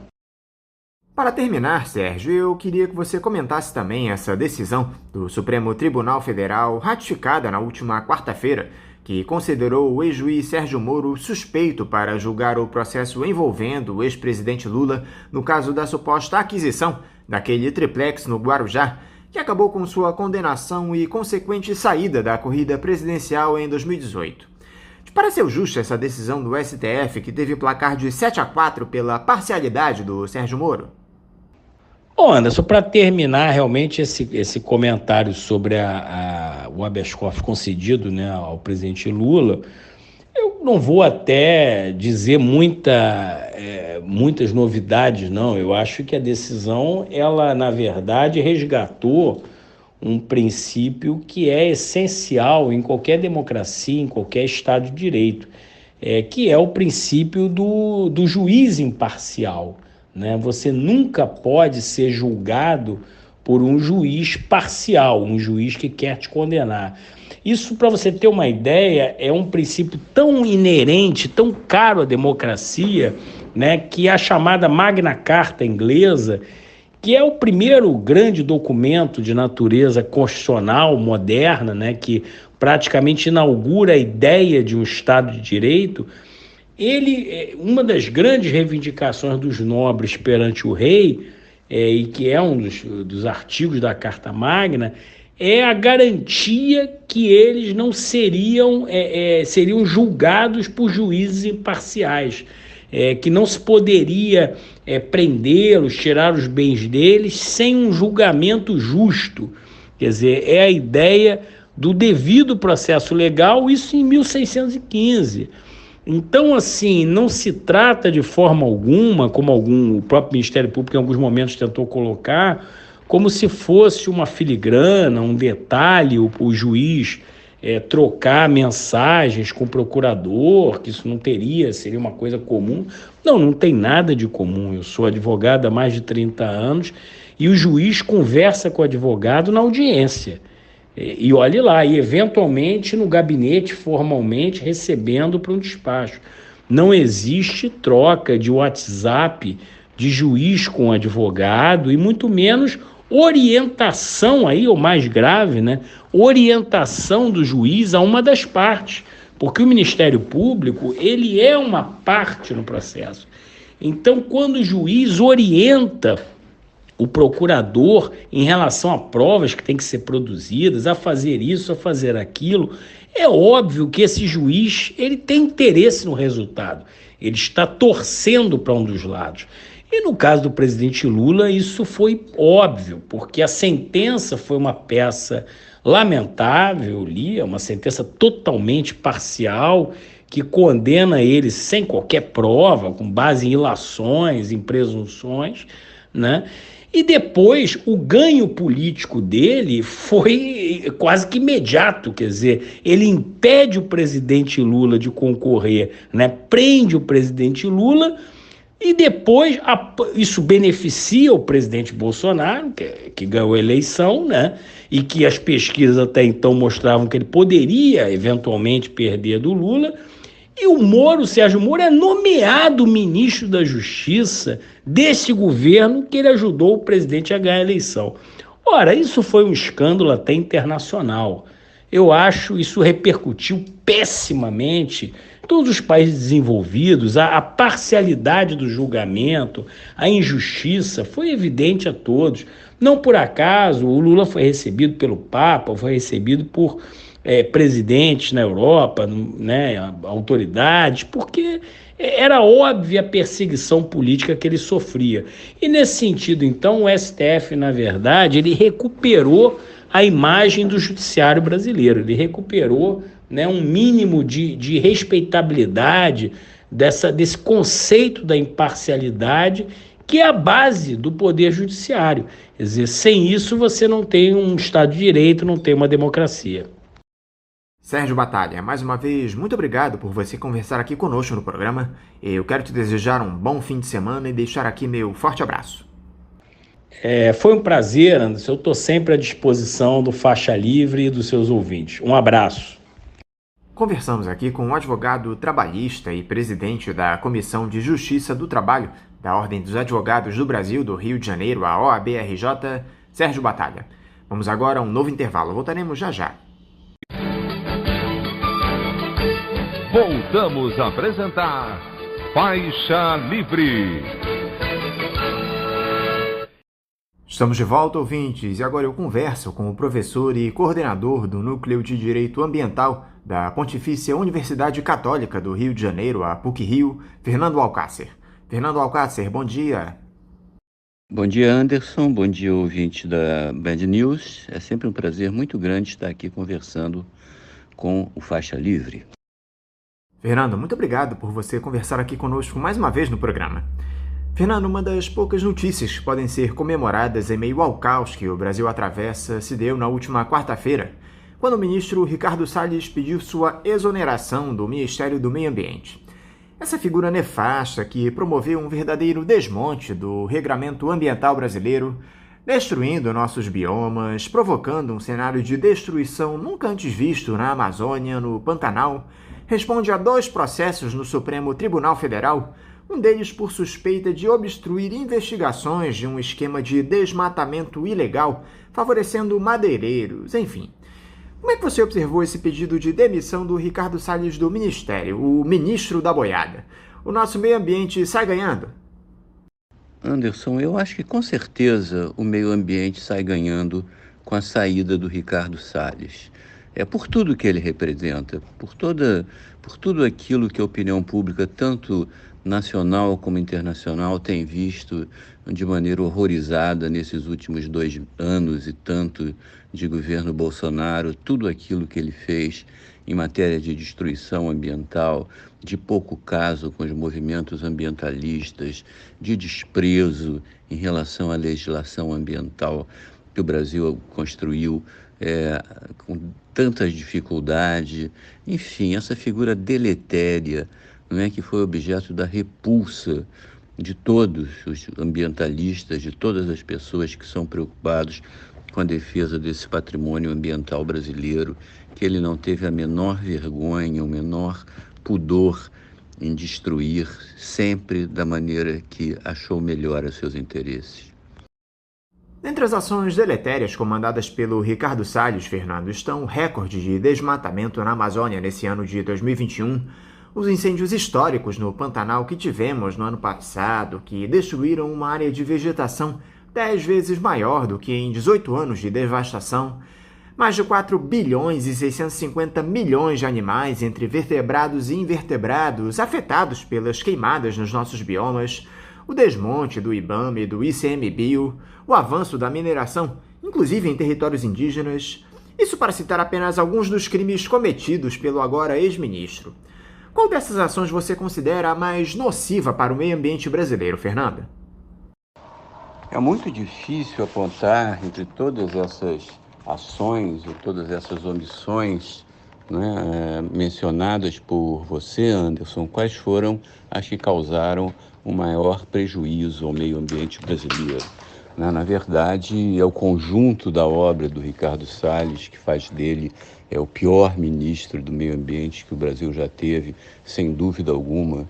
Foram mais de 2 anos, 2 anos e meio praticamente, em que essa pessoa se dedicou a destruir todo o cuidado, toda a tradição que o direito brasileiro, que a sociedade brasileira haviam construído ao longo das últimas décadas, desde que o Brasil acordou para a questão do meio ambiente, isso ainda nos anos 80 do século passado, uma evolução que acompanha a redemocratização do país, que passa pela edição da Política Nacional do Meio Ambiente, da Constituição Brasileira, da Lei de Crimes Ambientais, da Lei da Ação Civil Pública.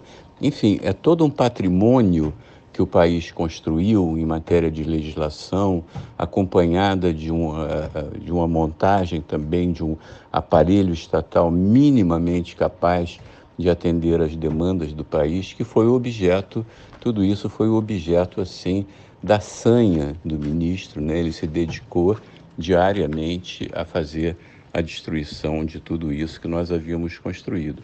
Então eu acho que não se pode apontar muito assim, isso foi pior. O que é que pode ter sido pior? Nós assistimos aqui durante semanas ao Pantanal queimando, pegando fogo, sem que não houvesse da parte do governo, da parte do Ministério do Meio Ambiente, um esforço mais efetivo. Pelo contrário, o que ele disse foi que não havia verbas para combater o incêndio no Pantanal. Os recordes de desmatamento na Amazônia, que continuamos assistindo até hoje, né, foram respondidos pelo Ricardo Salles, e claro que ele atua aí como o operador, né, do presidente da República, que é, em suma, o grande responsável. Mas esse desmatamento foi respondido com medidas inócuas, como a criação de um Conselho da Amazônia, para o qual foi nomeado o general Hamilton Mourão, que não tem o que fazer no governo, então vai continuar sem ter o que fazer com o governo, para vergonha, né, nossa, quando percebemos que o mundo olha para o Brasil dessa maneira horrorizada. Então eu acho que é muito difícil, eu acho que é o conjunto da obra, né, o desmonte das instituições, do IBAMA, do ICMBio, é um trabalho mesmo diuturno de destruição do meio ambiente brasileiro, que foi patrocinado pelo ex-ministro Ricardo Salles. Você acredita que possa haver alguma mudança na política ambiental desse governo após a saída do Ricardo Salles do Ministério, Fernando, e a nomeação do antigo secretário da Amazônia e Serviços Ambientais, Joaquim Álvaro Pereira Leite? Qual é o histórico desse senhor? Dá para esperar alguma mudança significativa? Anderson, eu acho difícil a gente imaginar que possa haver uma mudança muito profunda, muito significativa na atuação do Ministério do Meio Ambiente sob o novo ministro, né? A saída do ex-ministro, do Ricardo Salles, certamente foi uma derrota para o governo. Nós sabemos que o presidente Bolsonaro fez o que pôde para mantê-lo, manteve-o esfregando no nariz do Brasil, da sociedade brasileira até agora, e realmente só foi capaz de defenestrá-lo nesse momento, acuado, em que ele está acuado e procurando tirar o foco dessas denúncias que surgem, né, cada vez com intensidade maior a respeito do seu governo. Então é como se fosse um boi de piranha, né, falando em boiadas, que é aquela imagem tristemente famosa do Ricardo Salles. Então ele é empurrado presidente como esse boi de piranha para desviar a atenção enquanto a boiada vai continuar a passar. E a boiada é a nomeação de um senhor que sempre foi assim, um ativista dos mais importantes, um consultor sênior da sociedade rural brasileira. A sociedade rural brasileira representa os interesses dos ruralistas, né, não só no Congresso Nacional, mas em todas as instâncias em que a sociedade se faz ouvir a sua voz, e, evidentemente, não se pode esperar grandes mudanças que recoloquem o país no caminho da proteção do seu meio ambiente. Eu acho que, de qualquer maneira, a saída em si do ministro Ricardo Salles, com toda essa carga, né, de rejeição da sociedade brasileira, a sua atuação, com todo o alívio que a comunidade internacional certamente está sentindo agora, né, com toda a esperança, né, que pode despertar a saída do ministro, eu acho que é um ganho. Seja como for, terá sido um ganho, né, porque o Ricardo Salles certamente, dificilmente haverá um ministro tão ruim como ele foi durante esses 2 anos e meio. E o que precisaria ser alterado com mais urgência, Fernando, no sentido de reduzir todo o estrago que já foi provocado até aqui por essa gestão, a pior da história do nosso meio ambiente? Reduzir o estrago da gestão do ex-ministro Ricardo Salles não vai ser, evidentemente, tarefa das mais fáceis, das mais simples, especialmente enquanto permanecer no poder o presidente da República. Isso é uma questão que a gente pode conversar para depois da saída do Bolsonaro, no momento em que ele não for mais presidente da República, como é que a sociedade brasileira vai poder atuar para diminuir os estragos causados por essa administração no nosso meio ambiente. Né? Então, aí eu acho que é tudo para ser feito. Não é? As instituições podem ser remontadas, claro que isso vai custar, o IBAMA pode ser fortalecido, as atividades de fiscalização ambiental podem ser incentivadas, revistas, aperfeiçoadas. Certamente vai haver uma simpatia muito grande do resto do mundo em relação ao Brasil, quando reconhecer que nós fomos capazes de nos livrar, né, dessa chaga aí que estava infelicitando o país durante algum tempo. Então, eu acho que tudo isso junto, né, vai ser assim uma respiração da sociedade brasileira. Né? Podemos fazer tudo. A própria Amazônia, uma política séria de combate ao desmatamento ilegal, uma política continuada, pode fazer com que os nossos taxas de desmatamento rapidamente diminuam, que a contribuição do Brasil para a emissão de gases de efeito estufa rapidamente diminua também. Acho que há tudo para ser feito, tudo pode ser feito, tudo pode ser recuperado ainda, né? Embora a muito custo, certamente, mas esse é o esforço que a sociedade brasileira vai ter que fazer.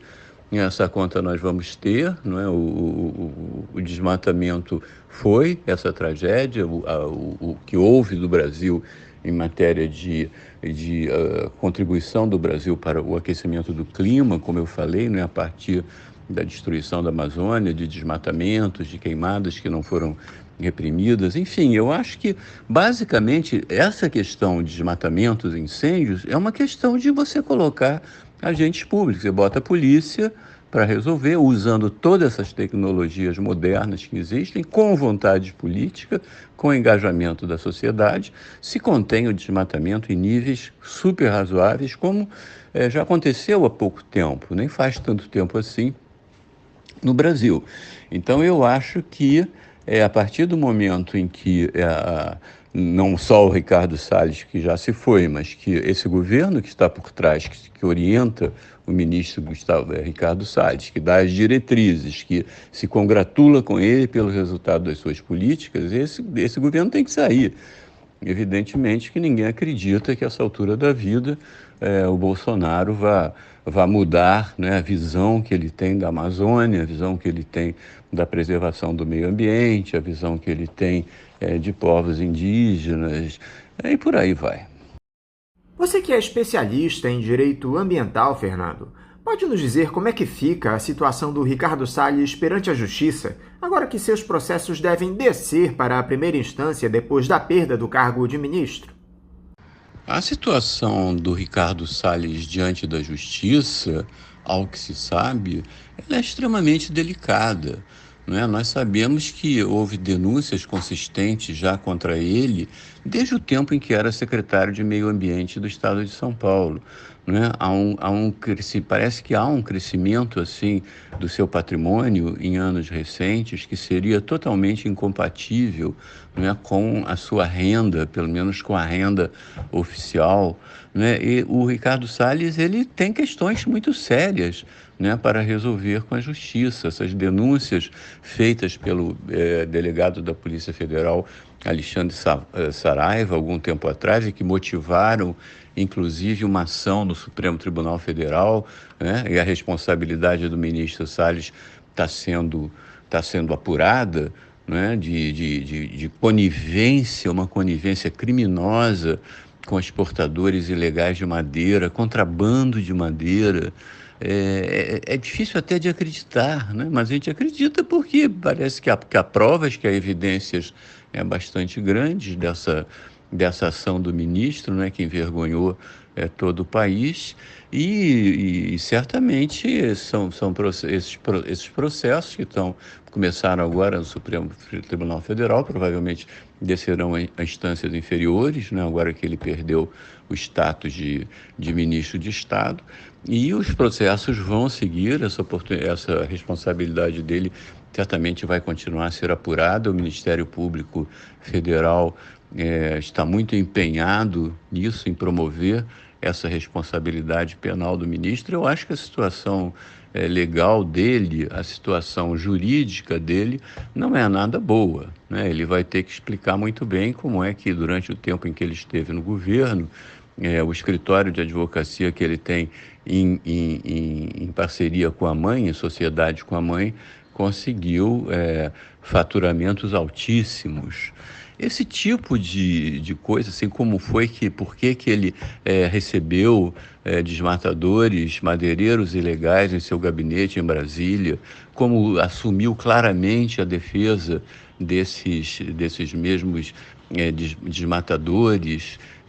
Enfim, são questões que estão sendo apuradas.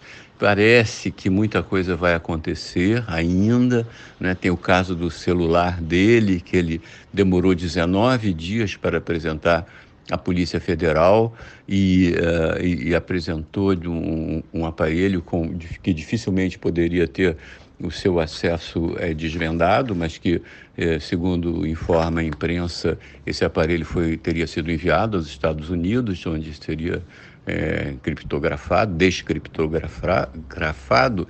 e vamos ver com quem que ele falava, o que ele se empenhou tanto, não é, em esconder.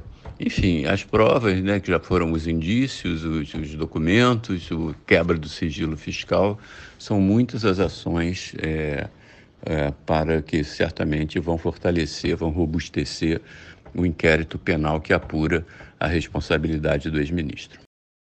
Continuando a falar sobre meio ambiente, Fernando, o Senado tem debatido nos últimos dias aquele novo licenciamento ambiental que foi aprovado pela Câmara dos Deputados no mês passado.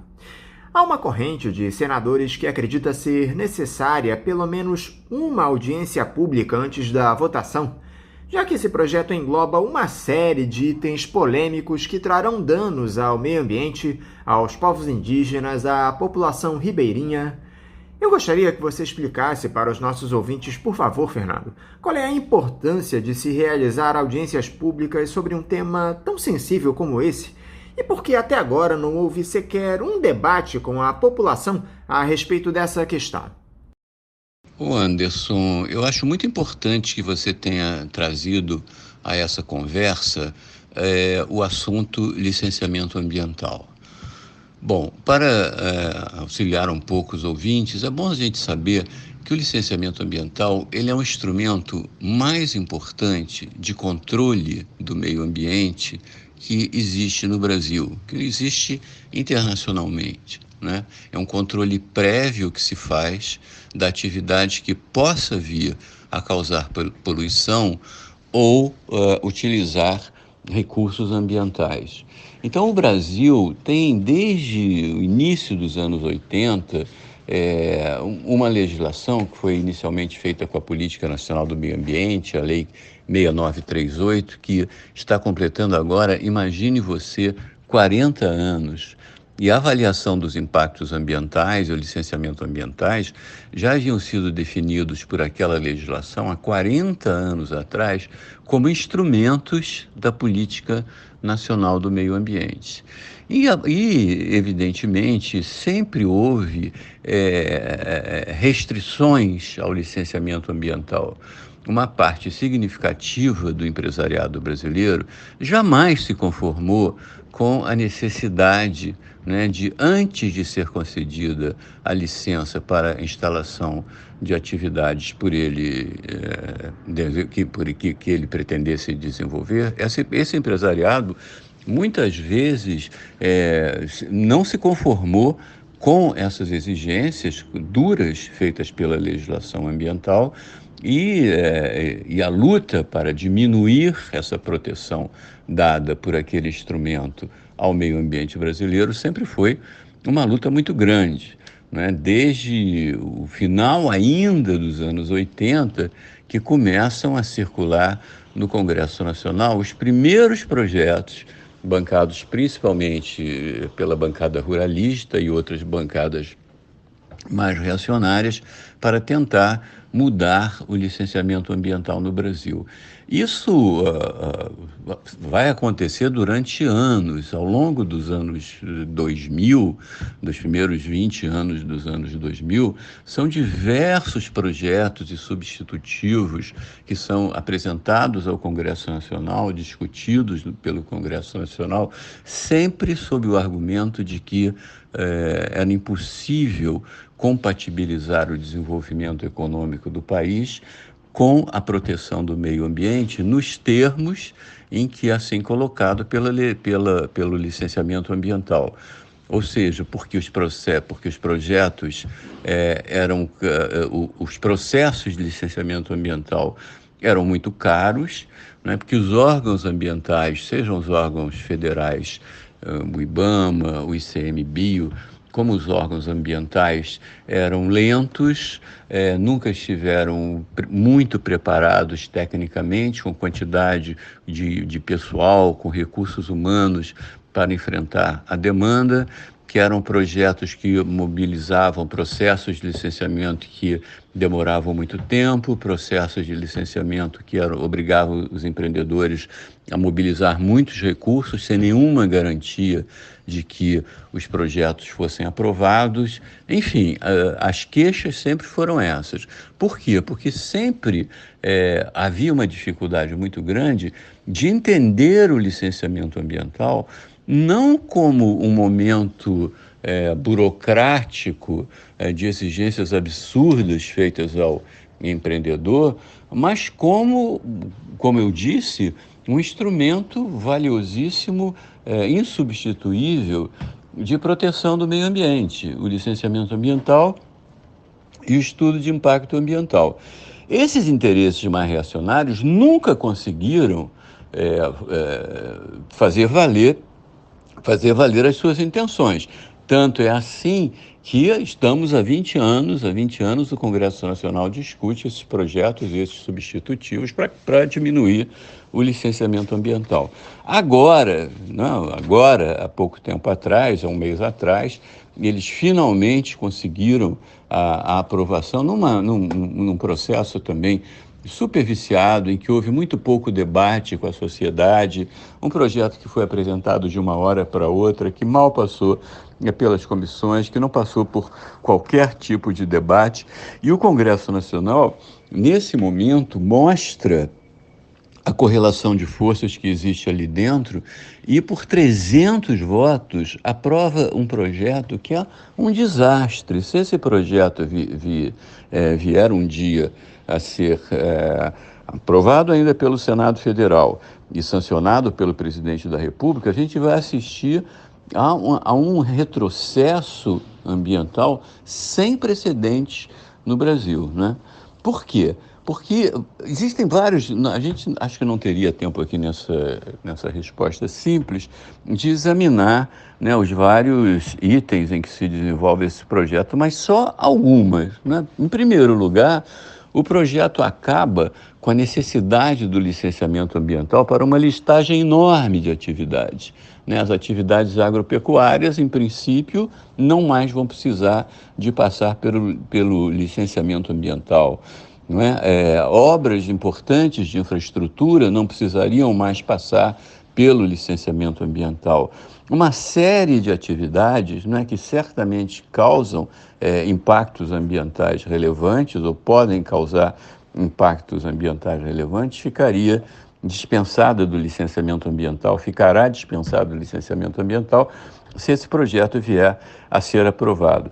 Criou-se uma licença chamada licença de compromisso, que é a licença feita pelo próprio, atende pela sigla LAC, que é um licenciamento feito pelo próprio empreendedor. Ele mesmo faz o seu licenciamento ambiental.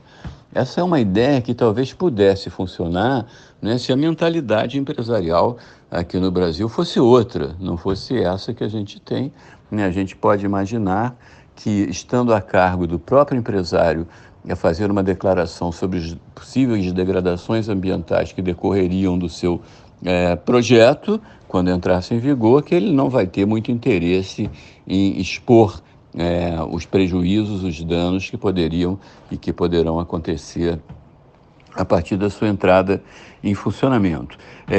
Enfim, esse projeto ele diminui ou ele acaba com a responsabilidade, por exemplo, das instituições financeiras, que são, em boa parte, responsáveis pelos danos ambientais no Brasil, na medida que são elas que financiam os projetos que vão causar danos ambientais.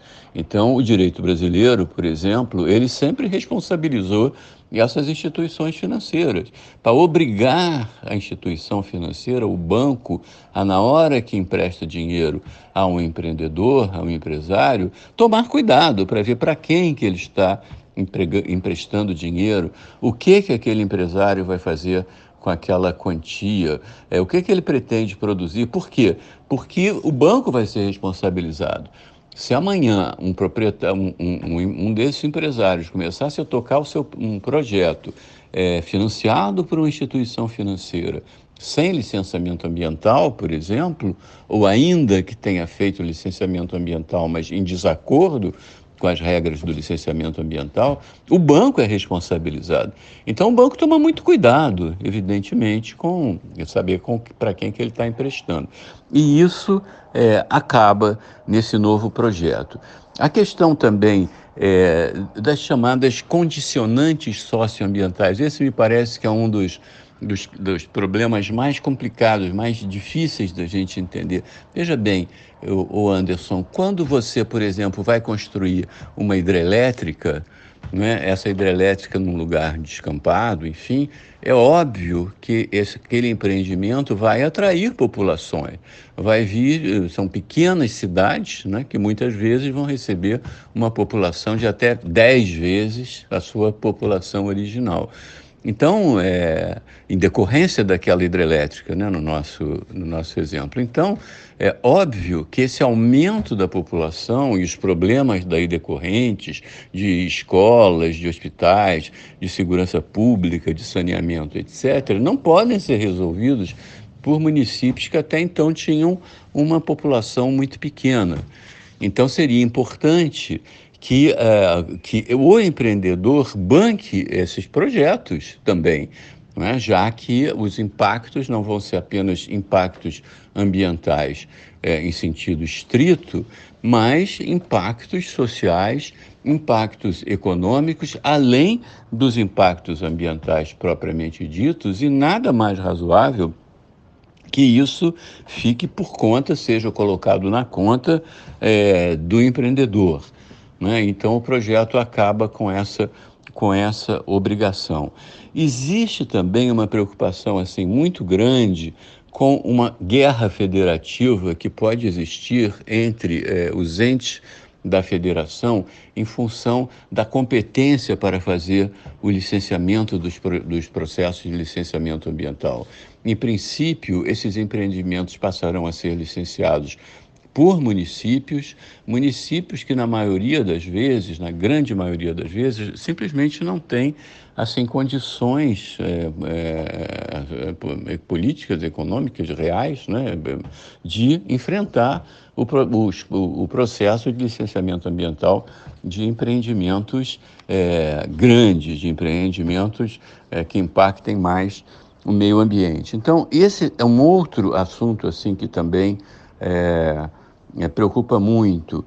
A maneira como os empreendedores mais sérios, não é, olharão para o Brasil quando virem que o licenciamento ambiental está sendo feito assim dessa forma prejudicial aos interesses do país, é muito grande. E tudo isso acontece, você lembra bem, sem que tenha havido nenhuma participação da sociedade, né? É um congresso que, nessas votações assim, de madrugada, de uma hora para outra, esse projeto sai da relatoria de um deputado, de um obscuro deputado, um deputado do Mato Grosso, do PP do Mato Grosso, do Centrão de Mato Grosso, e sem qualquer participação da sociedade é colocado em votação e aprovado pela Câmara de Deputados. Não é? Então, essa é uma questão seríssima, até porque a participação da sociedade é exigência da Constituição. É a Constituição que diz isso. A Constituição brasileira, Anderson, num dos seus artigos assim, mais importantes, ela faz assim, a defesa solene do princípio de que o meio ambiente é um direito de todos.